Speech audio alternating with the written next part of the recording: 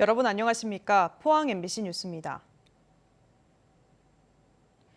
포항과 경주의 폭염경보가, 영덕과 울진에는 폭염주의보가 발효 중인 가운데 오늘도 덥고 습한 날씨가 이어지겠습니다. 조주경 기상캐스터입니다.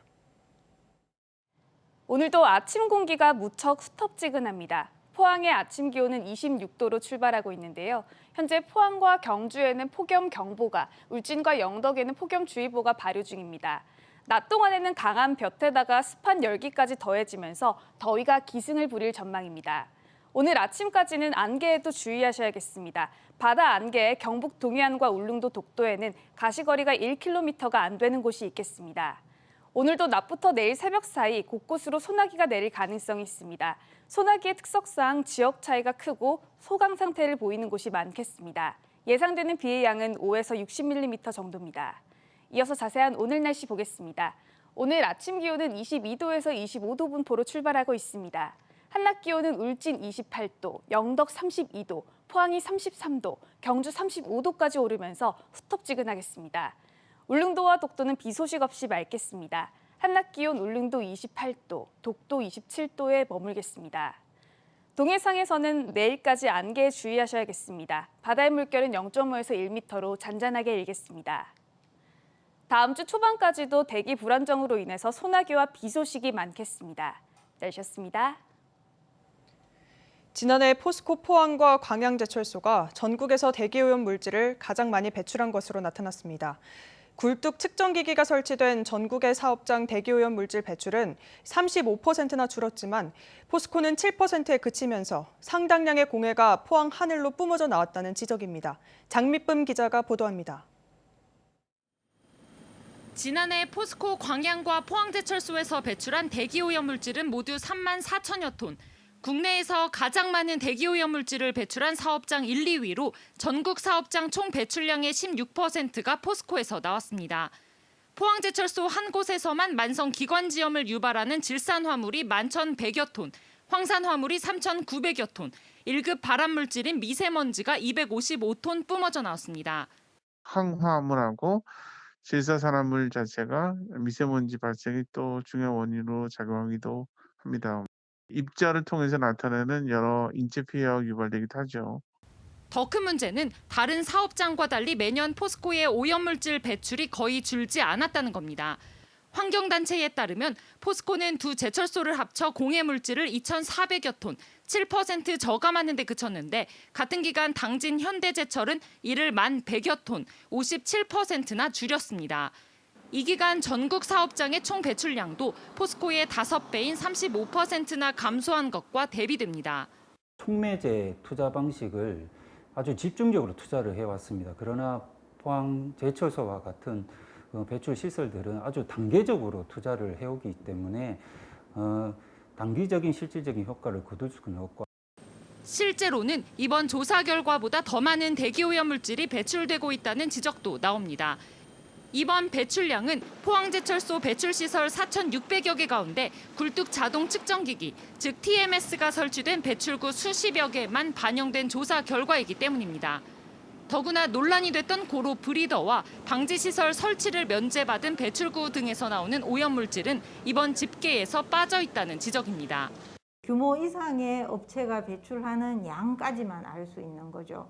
그렇기 때문에 우리가 포스코의 전체 배출 총량이 어떤지, 전체 배출 물질들이 구체적으로 어떤 건지에 대해서는 여전히 전혀 공개되지 않은 상황입니다.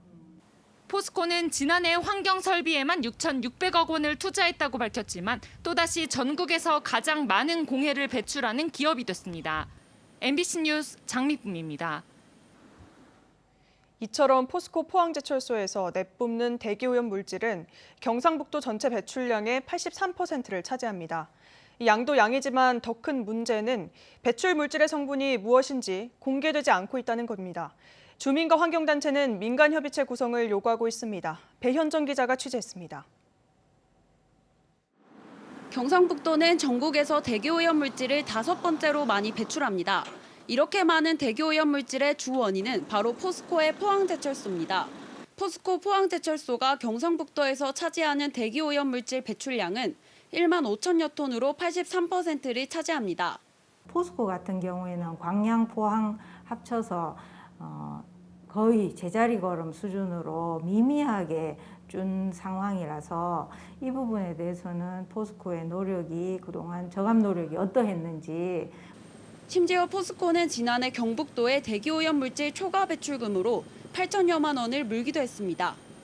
매년 상당량의 오염 물질을 초과 배출해 부과금까지 내고 있지만 포스코는 수십 년이 지나도록 대기오염 물질과 배출량을 외부로 밝히지 않고 있습니다. 제철소 인근에 거주하는 주민들은 날로 악화되는 대기오염을 피부로 느끼며 살아가고 있습니다. 숨쉬고 폐에도 안 좋지만은 빨래를 널어놨는데 빨래에도 새카매요. 빨래에 뭐 지장이 있어요. 지금 검은 물 그것도 오고 검해지니까. 주민들은 포스코가 대기오염 물질 내역을 투명하게 공개하고 이를 감시 감독할 민간 기구도 구성돼야 한다고 입을 모았습니다. 환경을 뭐 감시해주는 상시 기구 단체라든지 뭐 그런 게 있으면 좋죠. 근데 뭐 지금은 없다고 하니까 만들어 주시면 감사하죠. 포스코 광양제철소와 현대제철은 이미 대기오염 물질을 공개하고 감시하는 민간 기구를 운영하고 있습니다. 사정이 악화되고 나서야 포항시는 뒤늦게 민간환경협의체를 계획 중이라는 입장을 밝혔습니다. 주민들과 협의를 하기 위해서 지금 8월 중에는 그 민간환경협의체를 구성을 해서 발족을 할 예정에 있습니다. 하지만 지난해에도 민간기구를 설립하려다 무산된 경험이 있어 제대로 된 정보 공개와 감시가 이뤄질 수 있을지 지켜봐야 할 것으로 보입니다. 포스코를 비롯한 대기오염 물질 유관기관은 포항 시민이 깨끗한 공기를 마실 수 있는 권리와 알 권리를 되찾을 수 있도록 힘써야 할 것으로 보입니다. MBC 뉴스 배현정입니다. 대구 경북 중소기업 10곳 가운데 9곳이 중대재해처벌법에 부담을 느끼면서도 이 대비는 부족한 것으로 나타났습니다. 중소기업중앙회 대구 경북 지역본부가 지난달 대구 경북 중소기업 131곳을 대상으로 중대재해법 시행에 대한 의견을 조사한 결과 92.4%가 경영에 부담을 느낀다고 답을 했고 93.1%는 준비를 못하고 있다고 응답했습니다. 내년 1월 시행 예정인 중대재해기업처벌법은 노동자 사망사고와 같은 중대재해가 발생하면 경영 책임자도 최소 1년 이상 징역, 10억 원 이하의 벌금을 물도록 하고 있습니다. 학생들끼리의 성희롱 성폭력 사건이 대구에서만 매년 170건 이상 발생한 것으로 나타났습니다. 코로나19에 따른 원격 수업으로 등교를 많이 하지 않은 지난해도 100건 가까이 발생을 했는데 가해 학생에 대한 교육청의 대책은 미온적이라는 지적이 나오고 있습니다. 윤영균 기자입니다. 대구에서 학생들끼리 성희롱 성폭력 사건은 지난 2018년 179건, 2019년 175건이 발생했습니다. 코로나19로 등교를 많이 하지 못한 지난해도 88건이 발생했습니다. 하지만 가해 학생에 대한 학교의 조치는 미흡하다는 지적이 나오고 있습니다. 성희롱 성폭력 사건이 발생하면 서면 사과에서부터 퇴학까지 조치를 단계적으로 취해야 합니다. 하지만 2019년의 경우 1단계와 2단계인 서면 사과나 접촉 금지 조치를 한 전체 가해 중학생은 절반도 안 되고 고등학생은 각각 36%, 18%에 불과합니다. 학교 안 봉사활동인 3단계는 중학생은 19%, 고등학생은 38%에 그쳤습니다. 이 같은 성희롱, 성폭력 사건을 줄이기 위해서는 양성평등과 성인지 교육을 강화해야 하지만 오히려 후퇴한 것으로 나타났습니다. 대구시 교육청의 2021년 양성평등 교육 추진 계획에 따르면 전 학생을 대상으로 하던 양성평등 설문조사를 초등학교와 중학교, 고등학교 한 학년씩만 하게 되어 있고 양성평등 교육 결과도 절반 이하로 간소화해 제출하라고 나와 있습니다. 적극적인 양성평등 정책이 필요한 상황이지만 정작 실제 교육은 줄인 겁니다. 이러한 무관심한 정책들은 교사와 학생들의 양성평등 인식 저하의 결과를 초래하여 지속적으로 관련 문제들을 발생하게 할 것입니다. 학교 현장에서는 내용이 지나치게 많다며 작성에 어려움을 호소하였고 많은 분들이 교원 업무 경감을 위해 간소화해 줄 것을 요구했습니다. 교사가 학생에게 성희롱 성폭행을 했다가 해임되거나 재판을 받는 경우도 최근 3년 동안 15건 발생해 4명의 교사가 해임됐습니다. 하지만 교직원이 실제 받는 성인지 교육은 1년에 동영상 강의 한 편 보는 것에 그쳐 형식적이라는 비판이 제기되고 있습니다. 학생과 교사 간 발생하는 성희롱 성폭력 사건을 근절하기 위해서는 가해 학생과 가해 교사에 대한 처벌 강화 등 대구시 교육청 차원의 특단의 대책 마련이 필요하다는 목소리가 높아지고 있습니다. MBC 뉴스 윤영균입니다. 여름철 식중독 사고 예방을 위해 경북 동해안 바닷가 주변 횟집과 수산시장에 대한 위생 점검이 강화됩니다. 경상북도와 대구지방식약청, 시군은 합동 점검반을 꾸려 다음 달 18일까지 업소별 위생 점검과 현장 검사에 나섭니다. 점검반은 수산물과 취급자까지 위생관리 실태를 살피고 식약청의 신속검사 차량을 활용해 횟집 수족관물이 비브리오균에 오염됐는지 확인할 계획인데 사안이 엄중하면 수산물을 폐기하고 정밀 점검에 나설 방침입니다. 4년 전 대구의 한 어린이집 원장과 교사들이 봉사활동을 나온 초등학생들에게 동성애 혐오 영상을 보여줬다가 사회적 물의를 빚은 사건이 있었습니다. 이 당시 지자체가 보육교사의 자격을 취소하자 당사자들은 부당하다며 소송을 했는데 법원이 이 처분이 적법하다고 판결했습니다. 양관희 기자입니다. 대구 달서구의 한 어린이집 부원장과 원감은 2017년 6월 봉사활동 온 초등학교 6학년 학생들에게 성교육을 하겠다며 여러 차례 충격적인 영상을 보여줬습니다. 에이즈와 동성애, 충격적 진실이란 제목의 유튜브 영상은 동물이나 시체 사진을 띄워놓고 동성애자를 포함한 성소수자들이 부적절한 행동을 한다고 설명합니다. 동성애자 성관계에 대해서도 자세히 묘사합니다. 초등학생들은 무방비 상태에서 이 영상을 봐야 했습니다. MBC 보도 뒤 대법원은 부원장과 원감에 대해 정서적 학대로 징역 8월에 집행유예 2년을 확정했습니다. 관리감독기관인 대구달서구청은 지난해 9월 부원장과 원감의 보육교사 자격과 원장 자격을 취소하는 행정처분 조치를 했습니다. 아동학대 관련 범죄로 처벌을 받은 경우에는 영유아보육법 제48조에 의해 원장 자격 취소 및 보육교사 자격 취소 처분. 부원장 등은 행정처분에 불복해 달서구청을 상대로 행정처분 취소 소송을 냈습니다. 구청이 재량권을 일탈, 남용했다는 겁니다. 그러나 법원은 구청 손을 들어줬습니다.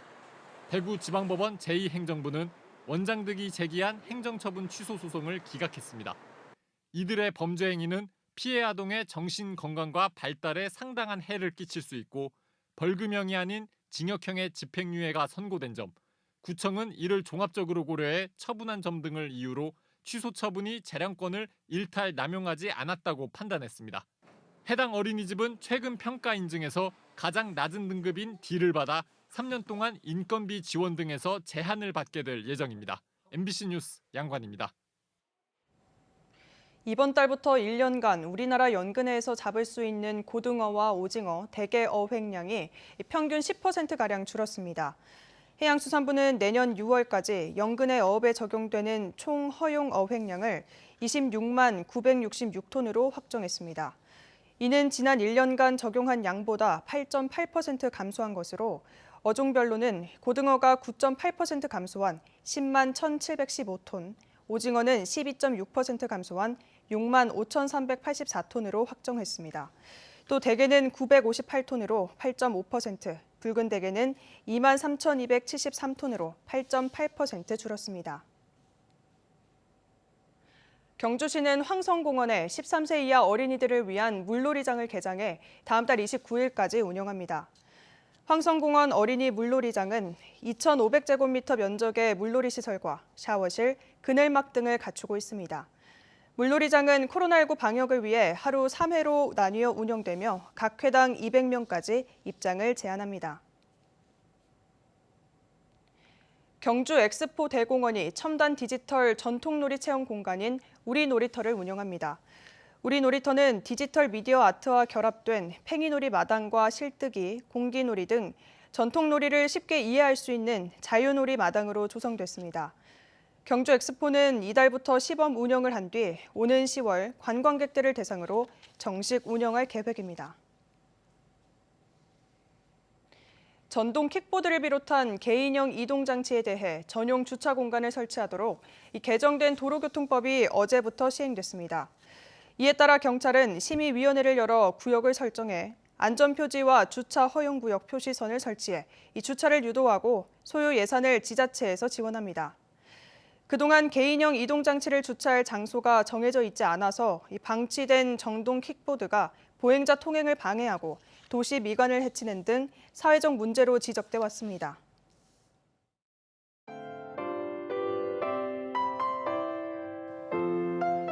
오늘도 아침 공기가 무척 후텁지근합니다. 포항의 아침 기온은 26도로 출발하고 있는데요.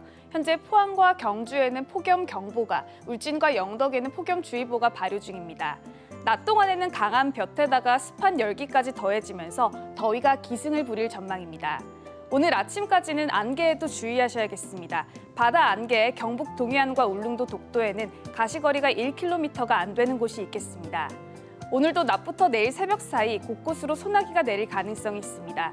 소나기의 특성상 지역 차이가 크고 소강 상태를 보이는 곳이 많겠습니다. 예상되는 비의 양은 5에서 60mm 정도입니다. 이어서 자세한 오늘 날씨 보겠습니다. 오늘 아침 기온은 22도에서 25도 분포로 출발하고 있습니다. 한낮 기온은 울진 28도, 영덕 32도, 포항이 33도, 경주 35도까지 오르면서 후텁지근하겠습니다. 울릉도와 독도는 비 소식 없이 맑겠습니다. 한낮 기온 울릉도 28도, 독도 27도에 머물겠습니다. 동해상에서는 내일까지 안개에 주의하셔야겠습니다. 바다의 물결은 0.5에서 1m로 잔잔하게 일겠습니다. 다음 주 초반까지도 대기 불안정으로 인해서 소나기와 비 소식이 많겠습니다. 날씨였습니다. 이상으로 포항 MBC 뉴스를 마칩니다. 시청해주신 여러분 고맙습니다.